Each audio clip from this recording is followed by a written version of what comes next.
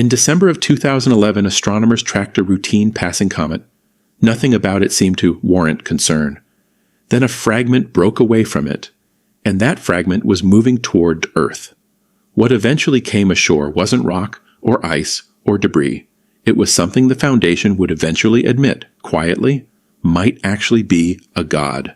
This is SCP-2845, and this is the complete, file-accurate story of what it took to make it stop. Item number 2845. The Foundation's own file opens with a warning most entries never carry. It flags references to serious harm within its own containment procedures. This video follows that same caution. We'll tell you plainly what the file says happens. We won't show you any of it happening. Containment class, extreme. Hazard rating, black. The highest tiers the Foundation assigns to anything. November 27, 2011. Comet C/2011W3 is sighted for the first time. Within days, it's confirmed and formally named by the Minor Planet Center on December 16th. As the comet reaches its closest approach to the Sun, something breaks away from it entirely. The fragment is moving at a fraction of the speed of light, far faster than anything a comet breakup should produce. December 17th. The fragment's trajectory is confirmed. It's going to hit Earth. A deterrence attempt is made. It fails to change the fragment's course at all. The United Nations makes the announcement publicly. Evacuations begin along the predicted impact zone. On December 21st, the fragment strikes the Pacific Ocean, 124 kilometers off the American coast. Despite the evacuations, the resulting tsunami is estimated to have killed between 160 and 190,000 people. 3 days after impact, something is believed to reach shore. The first confirmed sighting comes from ordinary civilian video footage. The Foundation deploys its first contact specialists immediately, backed by military assets already mobilized for disaster response. Multiple mobile task forces and esoteric warfare units are committed within hours. Casualties are immediately high. The file describes an extraterrestrial quadruped standing just under 3 meters tall at the shoulder. Its neck extends further still, ending in a head with unmistakably humanoid facial features. Antlers spanning nearly 5 meters across, white, marbled with black. They've never been observed to shed. Its coat is a pale pastel green, with a cream-colored stripe running along its neck and underside. Suspended just behind its skull is a ring of ice particles, over 1.5 meters across.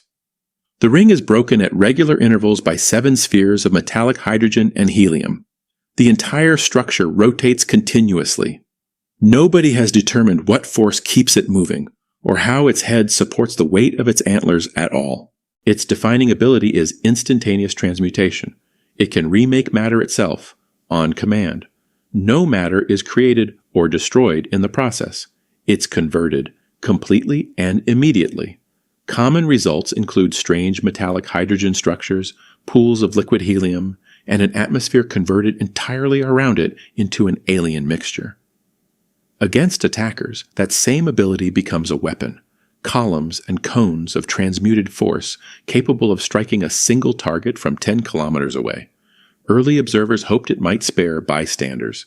Later accounts confirmed it did not. Living things caught directly in its effect don't simply die, they become something else. Designated SCP-28451, uniform hexagonal columns over 2 meters tall with no visible sense organs at all. Internally, every organ is gone except the brain, which has expanded to fill the entire structure. Scans show constant high brain activity. Researchers believe they may even communicate with each other remotely. For 4 days, starting December 26, the full weight of conventional military force is brought against it. It barely slows down. On December 30th, something happens that the file itself won't disclose. The record is expunged entirely. Whatever it was, it left the entity unimpeded for 16 full hours. On December 31st, the Overseer Council makes a declaration reserved for the most severe scenarios the Foundation tracks. A lifted veil event. Bombardment resumes. Over the following 2 weeks, the entity carves a path directly through the Sierra Nevada mountains. Every step of the march happens under continuous fire. Every step, it keeps moving anyway. While the military held the line, Foundation researchers were already working on something force alone couldn't provide. A different kind of plan. January 14th, 2012. Operation Cernunnos begins. The following day, the entity reaches the exact location the Foundation had prepared for it. 3 days later, the first version of the containment ritual is enacted. It succeeds. Construction on a permanent facility begins immediately. Site 100, at its center, a chamber holding SCP-2845 and over 200 instances of SCP-28451. Around that center, 9 concentric rings, each with 6 chambers positioned at precise compass points. Every floor in every chamber is inlaid with an unobstructed lead hexagram. Nothing about this facility was built by accident. A specialist, brought in specifically for this case, explained the reasoning to the ethics committee directly. Rituals like this don't work through scientific law. They work by creating meaning through exact, repeated, arbitrary action. The consultant was blunt about what that meant here. Some gods, in his words, are only appeased with blood. The Foundation had, for the time being, tricked the entity into believing it had already lost. That belief was the entire containment method. The finished ritual has 6 parts, each performed in a different ring once every 378 days, timed to the conjunction of Earth and Saturn.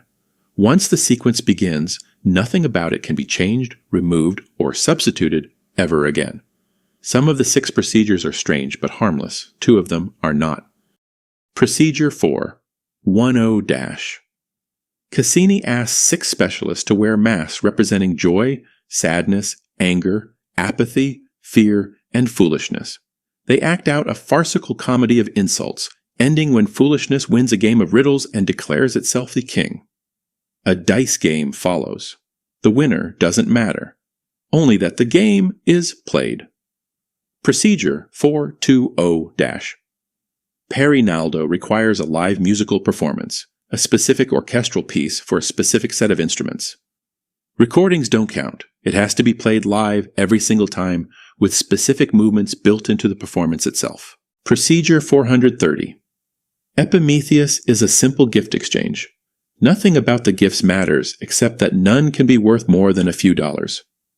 Procedure 440. Cassiel is stranger. Feet bound in wool. A small amount of olive oil consumed. Then a 20-kilogram rock is broken apart entirely by hand, using hammers, while a second recitation continues. Procedure 450. Cairo is where the file stops being strange and starts being difficult to read. A subject is marked with a specific symbol, dressed in ceremonial robes, and seated. A specific recitation follows.